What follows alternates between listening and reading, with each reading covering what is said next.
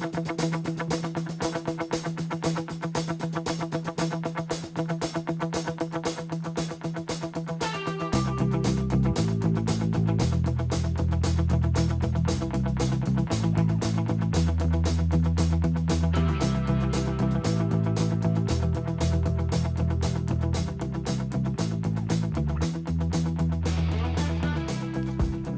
in to Rollin here on WPGU 1071 and UPTV.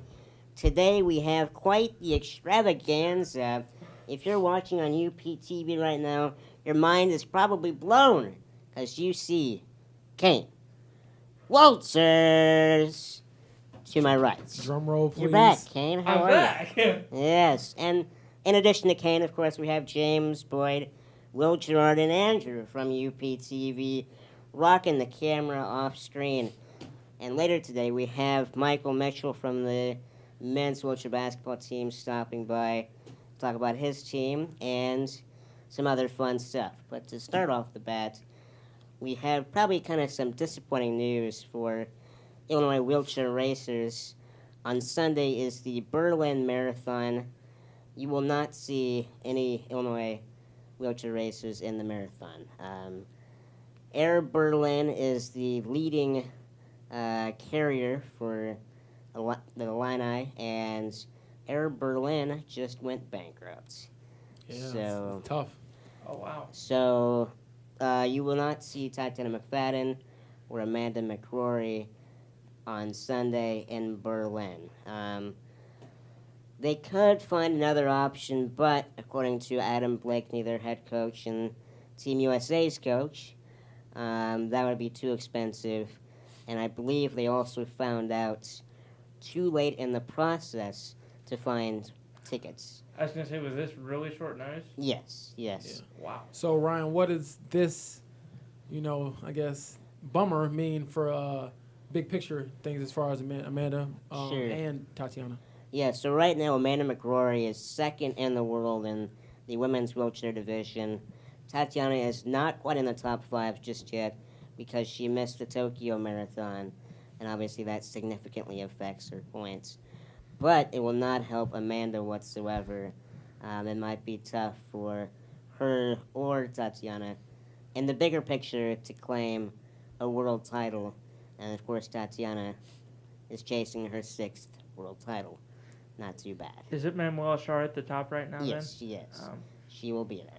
I was going to say, was she affected or is she going to be there? Yeah, she'll be there. That hurts them that they're the one they're chasing is going to be there. Yes. Yeah, but I think the big thing here is, I wouldn't wish, number one, to not be able to make it. It's just not having a chance to compete.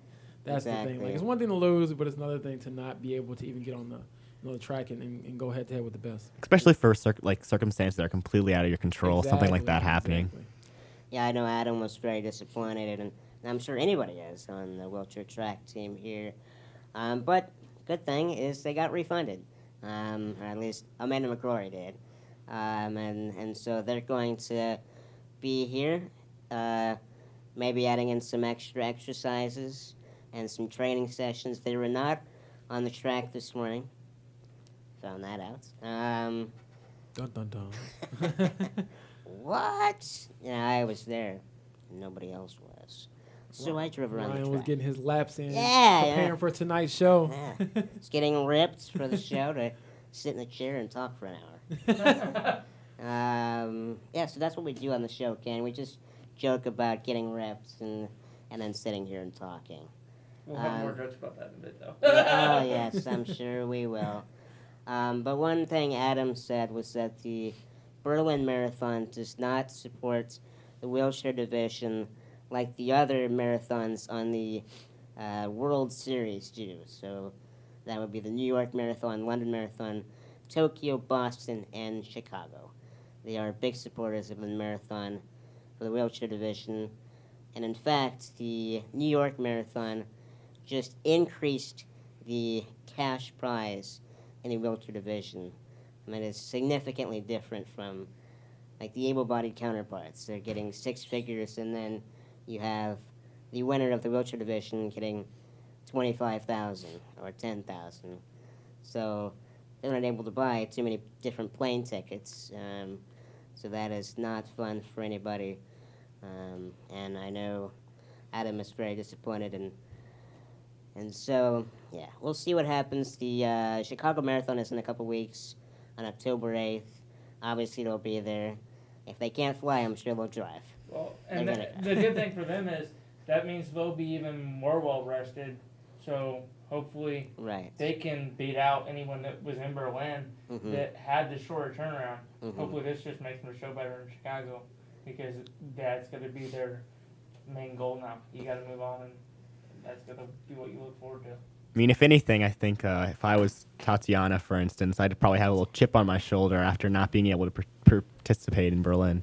Oh, sure, definitely. And yeah, if they have no transportation in Chicago, they could easily push on their wheels. Be a long trek, but they push 100 miles a week here in Champaign. But we're going to take a quick break here, and we'll be right back with more from Rollin on WPGU 107.1 and UPTV.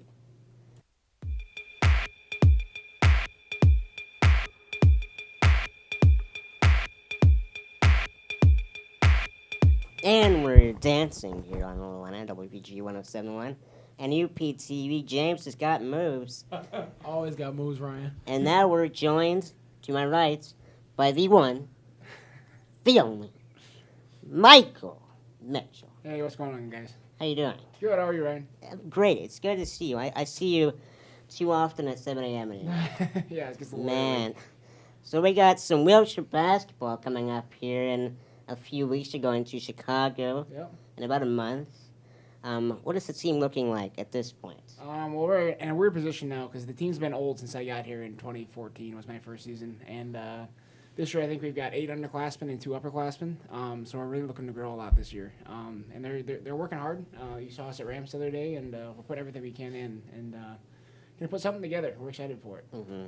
Now, I feel like a coach asking a recruiter this question, but what are you going to bring to the team this year? I think this year I'm looking to dominate the big position. I've spent a lot of time just getting better, and I've learned from some really great people, some Olympic athletes, and that brought a lot to my game. And I think Spence and I, the other senior on the team, just really to put it together, a really good combo together, and hopefully help our younger guys out and build them as players. Yeah, so Spencer Hesloppies is moving into a big spot this season, of course, and a big role last year as well. Mm-hmm. But this year we don't have Ryan Nieswinder. Yeah, we'll feel that. Yeah, so how is Spence adjusting to the new role? Right. So Spencer's taking on this new focus on, I guess, scoring, you'd say, I guess. But he's still that point guard where he's going to find people when they need it. We've got a couple new guys that are big shooters, which are really going to help us out. Really going to open up options for us on our power side.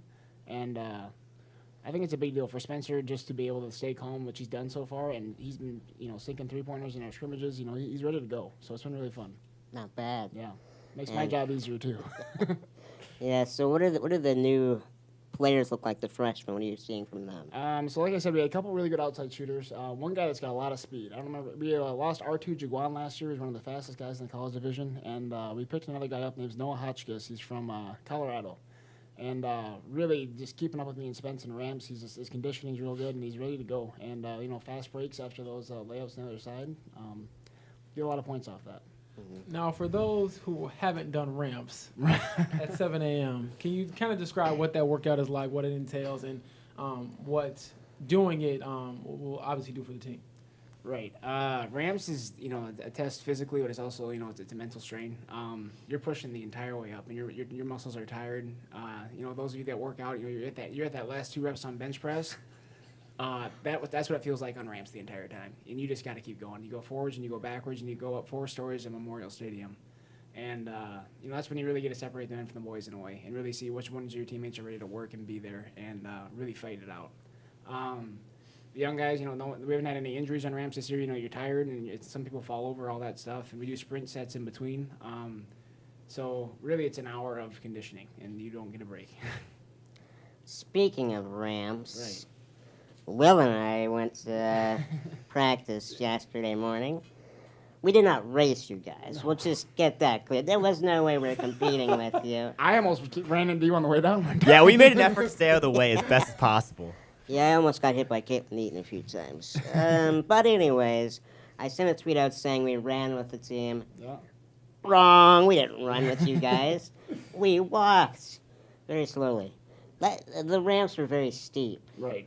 and I'm sure going backwards up the ramps Yep. is a challenge. Now, when you first started doing that, how did that feel? I mean, it was one of those things where they told you to do it once, and you're like, okay, you get done with one set, and it's like, that was fun, and then they make you do it again and again and again, and that's when you realize how hard it really is, and it really taxes your body.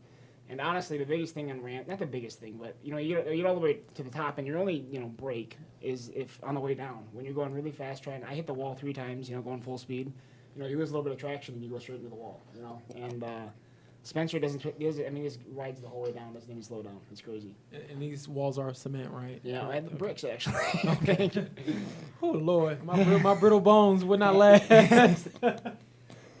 Oh, man, yeah, I know. Will, what did you think? How did you feel after walking up the ramps 2-3 times? Well, my first impression, I mean, as you guys talked about, it's really steep up that ramp. Yeah. So I honestly can't imagine doing that circuit, especially since it didn't seem like there was much period for rest, because it was after going up and down the ramps, immediately just back to doing sprints back and forth. So, Right. And I heard you guys have been upping how much you've been doing. Can you kind of explain that to our listeners then? How long you guys have been doing ramps? The first week, we go 6 minutes, and those 6 minutes just consist of you going all the way up the ramp, and then you go back down for about 10, 20 seconds, 30 seconds, and you go back up. So that's your break. And then you do a set of sprints for 5 minutes, and then you go back up the ramp and do it again. Well, this last 2 weeks ago, we did 8 minutes up the ramps, and then this week we went up to 10 minutes. So it keeps getting harder and harder and harder as we build into our season. And as you get into that 9th minute, that 10th minute, your body just kind of quits on you, and that's when you get better. That's what they say, at least, or hurt yourself. I'm not getting better. I'm dying. I know we were way in the back, and we were definitely seeing some players have a hard time just after the first few minutes. It looks like a challenge.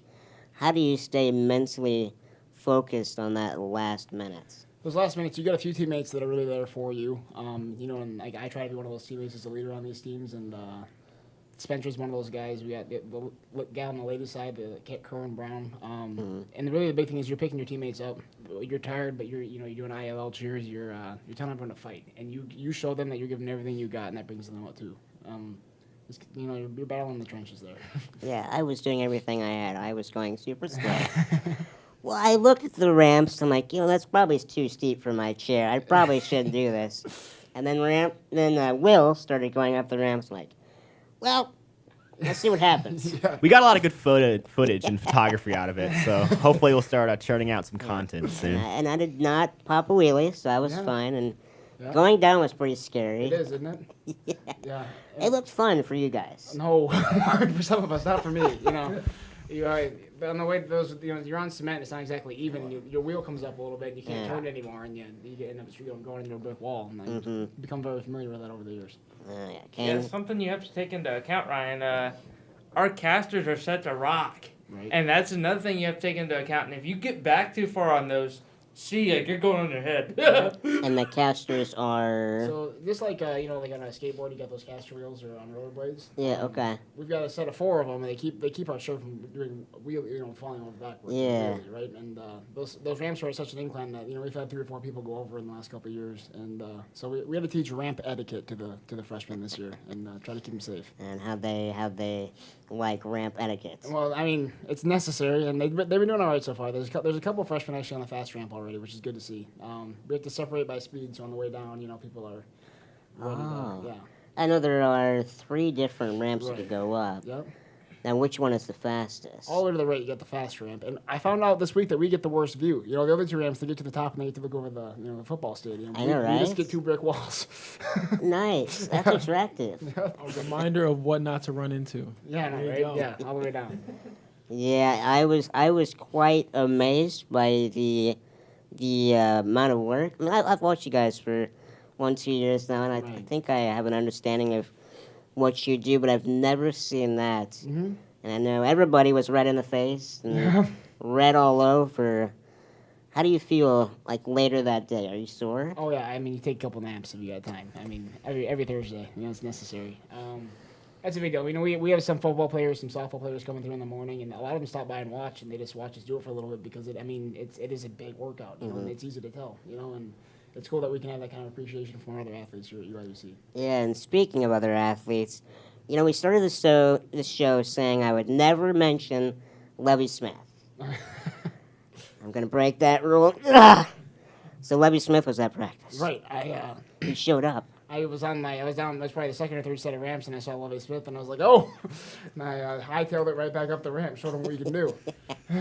Well, yeah, it took me about 10 minutes to get down the ramps, and once I got down there, Bushy was like, "Ryan, you missed it." What did I miss? I mean, I've been trying to get down those ramps. It's not my fault. Yeah. Those ramps should be a little not as steep. Not my problem. But he was saying that Levy Smith watched you guys for a couple minutes and was just giving you guys a big compliment and saying how impressed he was. And he was saying, that's how you really work out. Nope, yeah, I heard of it. That was good to hear. You know, you get to the bottom of the ramp and he points to his guys. You know, Yeah. Hey guys, look at this. You know, and that was just fun for us. You know, and he's obviously a big personality around here, and to get some appreciation from that, throwing our way is a big deal. Sure. And so, entering your last season now, how does it feel? It's kind of come full circle now. I kind of dedicated my first year to improving myself, and that really paid off. You know, I broke my femur sophomore year, so you know, moving on. Junior year, I got a lot of minutes, and I grew a lot as a player. And I'm just excited to take that into this year and do that leadership role, and you know, kind of expand my game again. You know, and how much more I can learn on the court and off the court, really too. You know, bringing the guys together and all that. I'm excited for, you know, the wins, and I think that they're going to be there. You know, I think we're going to surprise a lot of people because our young guys are ready to go, and that's the difference is they want to play, and that's going to be huge. Good deal. Now, is Bushy incorporating any different offensive scheme or defensive scheme with the new players? Yeah, we've got an opportunity here to make a new culture, and I think we're taking full use of that. You know, some things that, you know, were hard to drill into the heads of some older players, we were starting off on the right foot with. And as far as offensive schemes, we're committing to what we had, and it's going to open up a lot of looks for the bigs inside. We have more bigs than ever. I mean, we've got more people committed to being a big, and that's going to be huge for us. And defensively, I don't know how much I can say about this yet. You know, it's still in the work in progress. But It's a secret. we're looking to change the game a little bit and really try to narrow our focus on defense and really exploit some weaknesses maybe in some other teams, which will be big. Sure, yeah, I know. Josh joins as a new player coming in. He's pretty tall. Yeah, and he's pretty. And we got Kyle Jankowski from New York, and both of those guys are looking to see what we can make out of them. Yeah, and they're very mobile. They get around on the court. Yep. I'm sure that makes a huge difference for you guys too, in designing a play. Yeah, you have more options. Really, is all it is. You know, I mean, constructing an offside in some past seasons has been difficult just with the amount of threats we had, and this year we've got threats all over the place, and it's really just how can we use them. You know, we're not limited by what people can do with so much. Interesting. That's a good quote. Nice. Kane, you've been watching this. What have you seen from your perspective? I mean, I haven't seen very many of the players besides in the weight room lately. We've all been in there. Yeah. All of us, Dennis, our intern, happened to look across the room the other day and realized Mike and I were both warming up at the same time, and he goes, "Wait, are you two coming on at the same time?" We're like, "Yeah." He goes, Hands full. He goes, "Oh boy." And speaking of our weight room, we'll see what your thoughts are. To give Mr. James here some Oh, man. advice, because he decided he wants to do one of our workouts, Mike. That's he good. wants me to put him through one of our workouts. What is your advice to James on that one? Bring him to ramps. Do He it! wants to do one of our weights workouts. What's your advice to James going into one of those? You know, I just hope it's the right workout. You know, we've got heavy days and we've got light days. I haven't done. I told Kane this and all my other co-hosts that I haven't done any lightweight, heavyweight since high school. So 4 years later, it's time to dust these muscles off and show Kane what I got. Yeah. I get to pick it, and trainer Adam told me don't kill him. You should do it. We should have him do a staircase, huh? On his hands, up and down the staircase. The staircase from hell. Yep. As it says right on the side of it. If I don't make it back, I want to say I had a great time on Rollin Illini with my friends here. But honestly, in all seriousness, stay tuned. It's going to be a good experience. it's just something to add to a different perspective. Yeah. And so, besides the ramps, take us through what the gym sessions look like with the weights and everything. So yeah, we got ramps, and then we've got we have a chair skill session. So that's just all that's still on the court. And then as soon as we get into the weight room, we're trying to take care of our shoulders this year too. So we're doing a lot of shoulder stretches. But after we get past that, it's part of our warm up. We have a whole new workout set up this year that's really focused on just pinpointing muscle groups, and it's really more of the same. But in a lot of ways, we're stretching our boundaries. And every workout is tailored to each athlete. And as we get further into the season, I'm sure we're going to be doing the staircase, the infamous staircase. And is that Kane? Yeah, yeah. I'm sure it's coming, but yeah, I've noticed the same thing. Like, we have a lot more of like several tricep things or bicep things in one workout, Right. put together. Like, used to we would do like one thing that targeted that group that day, Yeah. but this year it's more of 3-4 things Yeah. that are targeting the triceps in the one workout that we're doing. Yeah, reaching fatigue, and I think the big thing too is we're pairing that up with what we're doing in the gym, and that's going to be the big key here. Is we're light days in the gym are heavy days in the weight room, and that's going to let us get better faster, which is what we're all about in the preseason. Sure. Now, has the new exercise technique helped you? Yeah, I feel great so far. I blew out a couple tires last week, so I'm on spares right now. But as soon as I get my tires back, I'm excited to see what we can do. And Spence and I mean, on the court, everywhere, really, we're really challenging each other this season, and it's going to be huge for us just to have that competition. Also, tires. That's not something you have to worry about in able-bodied basketball. What do you do if you blow a tire? You always have a spare ready, and I have two, and good thing I did. 'Cause Nice. I blew them both out. You have to learn how to take care of your equipment. We have rookie training for that and everything, and so yeah, it's just one of those things where my main set's better, but I don't have a tire for it right now, so I'll fix it when I can. Now, is it expensive to find a replacement tire? So the program takes care of that stuff usually. The expensive thing is getting the spare wheel. Those wheels, I think mine are $250 a piece, and I have a couple of them. Ouch. And it hurts right away.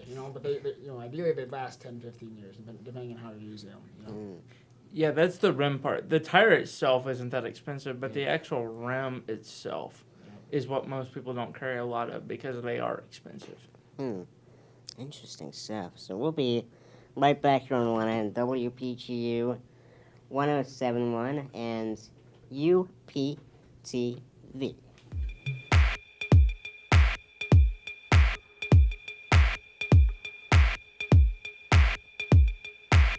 Welcome back to 101 here on WPGU 1071 and UPTV. Michael Mitchell joined with us, Kane, too, James, and Will.